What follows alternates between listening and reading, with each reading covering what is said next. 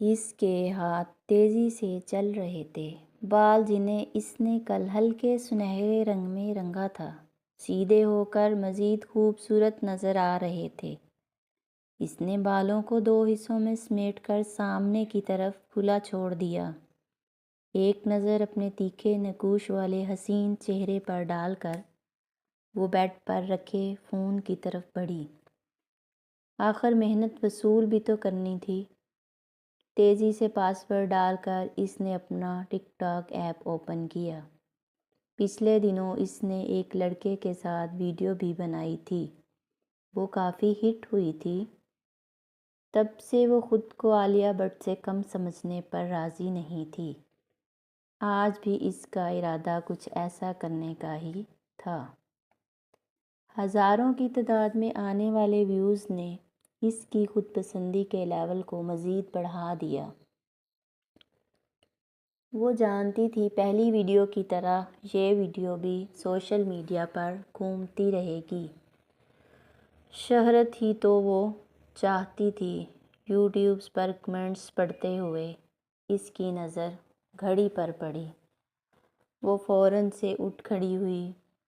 آج اس کا انٹرویو تھا اور اسے پوری امید تھی کہ اسے یہ نوکری مل جائے گی۔ ڈرائیونگ کرتے ہوئے بھی وہ اپنی اس ویڈیو کے بارے میں سوچتے ہوئے مسکراتی رہی۔ ٹریفک نہ ہونے کی وجہ سے وہ جلد مطلوبہ جگہ پر پہنچ گئی۔ کافی دیر انتظار کرنے کے بعد اسے اندر بلایا گیا۔ "May I come in, sir?" ذرا سا دروازہ کھول کر اس نے اندر آنے کی اجازت مانگی۔ اندر بیٹھے ادھیڑ عمر شخص نے کمپیوٹر پر نظریں جمائے ہوئے جواب دیا۔ اندر آنے پر کرسی کی طرف اشارہ کرتے ہوئے اس کی طرف دیکھا اور جانے کیوں حنا کو لگا جیسے وہ چونکا ہو۔ اس نے اپنی فائل اس کی طرف بڑھائی۔ "اس کی ضرورت نہیں," اس نے پوری طرح اس کی جانب گھومتے ہوئے مسکرا کر کہا۔ حنا کی آنکھوں میں حیرت ابھری۔ "حنا عزیز، رائٹ؟"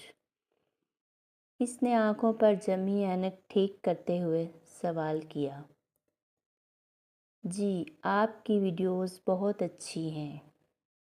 وہ ایسے کہہ رہا تھا جیسے وہ انٹرویو کے لیے نہیں بلکہ اس سے ملاقات کے لیے آئی ہو۔ "ٹھیک ہے," اس نے مسکرا کر تعریف وصول کر لی۔ "ہمیں ایک ماڈل کی ضرورت ہے اور آپ ہماری ڈیمانڈز پر پوری اترتی ہیں۔" اس کی بات پر اس نے حیرت سے اس کی شکل دیکھی۔ "میں تو ڈیجیٹل ڈیزائننگ۔" اس کی بات مکمل نہیں ہونے پائی تھی کہ وہ بول پڑا۔ "اس کے لیے ہمارے پاس مزید قابل کینڈیڈیٹ ہیں۔" اسے یہ امید نہیں تھی کہ اس کو یہ سننے کو ملے گا۔ "مطلب کیا ہے آپ کا؟" "کام ڈاؤن حنا، میرا مطلب ہے کہ تم پر ماڈلنگ زیادہ سوٹ کرتی ہے۔ اب دیکھو، یہ ویڈیوز، تمہارے بال اور آنکھیں تو قدرت نے حسین بنائی ہی ہیں، ہمارے ڈریسرز اور میک اپ چار چاند لگا دیں گے۔" اس نے کہتے ہوئے ویڈیو پلے کی۔ جیسے جیسے وہ ویڈیو چل رہی تھی ویسے ویسے اس کے کان کی لوئیں سرخ ہو رہی تھیں۔ اس نے سوچا بھی نہیں تھا کہ اسے جو ویڈیو اپنی اتنی اچھی لگتی ہے وہ اتنی بری بھی لگ سکتی ہے، اور وہ خود کو نہ روک سکی اور ایک جھٹکے سے اٹھی اور باہر نکل آئی۔ کار تک پہنچتے پہنچتے اس کا سانس پھول گیا تھا۔ گاڑی میں بیٹھ کر وہ خود کو سنبھالنے کی کوشش کرتی رہی، مگر اس شخص کی اسکرین پر گری نظریں یاد آتے ہی اس کا خون کھولنے لگتا۔ بمشکل خود کو سنبھالتے ہوئے وہ گھر پہنچی۔ ابھی پورچ میں ہی تھی کہ خیال آیا اسمارا آنٹی کی چیزیں واپس کر آئے جو کل وہ ان سے لے کر آئی تھی۔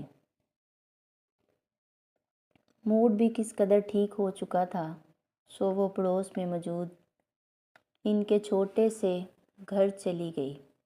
ابھی وہ سیڑھیوں پر ہی تھی کہ اپنا نام سن کر لاشعوری انداز میں رک گئی، کیوں نہیں پسند وہ تجھے؟ آخر کیا کمی ہے اس میں؟ اسمارا آنٹی کی آواز اس کے کانوں میں گونجی۔ ماما آپ سمجھ کیوں نہیں رہی؟ جس لڑکی کو عزت کی پرواہ نہ ہو وہ آپ کی اور میری عزت کس طرح کرے گی؟ ٹک ٹاک پر مختلف لڑکوں کے ساتھ ناچنے والی لڑکیاں کیا گھر بسا سکتی ہیں؟ عورت کے ہاتھ میں گھر کا ماحول ہوتا ہے، جس کے اپنے اندر حیا نہ ہو۔ سلمان اور بھی جانے کیا کہتا، مگر وہ مزید سننے کے لیے نہ رکی۔ گھر پہنچ کر وہ کمرہ بند کر کے بیڈ پر ڈھیر ہو گئی۔ آنسو آنکھوں سے نکل کر بالوں میں جذب ہو رہے تھے۔ خود سلمان کے ساتھ بھی اس کی کئی ویڈیوز تھیں۔ سوشل میڈیا پر تعریفوں کے پل باندھنے والے لوگ در حقیقت کیا سوچ رہے تھے اس نے آج جانا تھا۔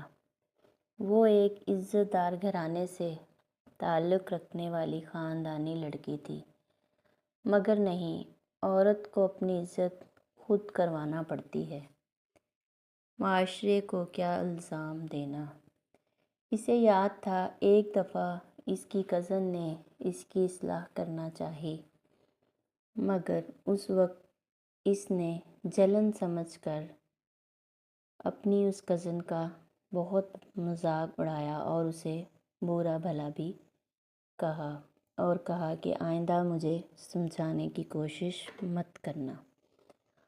مگر آج اسے وہ اس کی بات یاد آ رہی تھی کہ آج قدرت نے سمجھا دیا کہ اس کی ایک ایک بات حرف بحرف درست تھی۔ وہ مجھے صحیح کہہ رہی تھی اور مجھے اس وقت اس کی بات مان لینی چاہیے تھی۔ وہ اب پچھتا رہی تھی۔ تبھی اس نے فون سے ساری ویڈیوز ڈیلیٹ کر ڈالیں، اکاؤنٹ بھی ڈیلیٹ کر دیے، اور اکاؤنٹ ڈیلیٹ کرتے وقت وہ یہ جانتی تھی کہ جو اس کی ویڈیوز ہیں وہ سوشل میڈیا پر موجود ہیں، مگر ان تک اس کی رسائی نہیں تھی، وہ انہیں ڈیلیٹ نہیں کر سکتی تھی، وہ اس سلسلے میں کچھ نہیں کر سکتی تھی۔ اس نے دوبارہ سر تکیے پر رکھا۔ جو بھی تھا اب اسے اس راستے پر نہیں چلنا تھا جو آگ کی طرف لے جاتا ہے اور آگ جلا کر راکھ کر دیتی ہے۔ اسے اس بات کا بخوبی اندازہ ہو چکا تھا۔